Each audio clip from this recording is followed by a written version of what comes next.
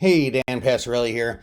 So, over here at Market Taker, I've been cooking up some good stuff lately. I've been a little bit working behind the scenes on a new trading thing, and well, it kind of helped me discover a couple of really interesting things that I want to share with you today. Notably, happening in SPY around the lunchtime hour. So, chart of SPY, up today 0.3%. Not quite at all time highs, but pretty darn close.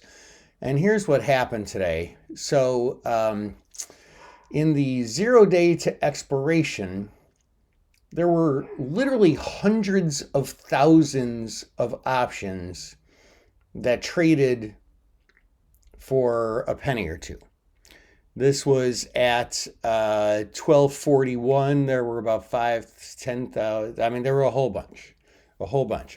And a lot of these were there was a 5,000 lot, 4,555 lot, a little bit after that, just a little bit, about an hour after that, 4,120 lot. So this is not retail. This is a professional, presumably, buying literally hundreds of thousands. Now, how do I know that they were buying? Well, first of all, because they traded on the ask. And second of all, how do I know they were opening a new position? Because the volume is greater than the open interest.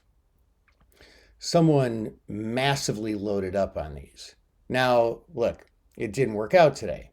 And so I thought, all right, maybe someone was taking a shot. They heard some news. It didn't come true. And, they only paid a penny or two for these. So they just let them rot. But then I looked at the ones that expire tomorrow, and we've got the exact same thing. So it makes me wonder, what's somebody thinking? Is somebody thinking maybe the levy is about to break, or what? Now, notably, if we look at the call side, there's quite a number of out of the money calls trading as well. I didn't do my due diligence to see if those were long or short. If we go long or short, but they're definitely opening positions. We see this going into next week, but not as profound. Usually we see more calls trading than puts. And so Monday looks pretty normal. Tuesday looks pretty normal. So it's really just today and tomorrow.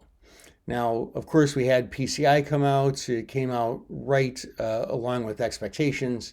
And that apparently was taken as good news by the market.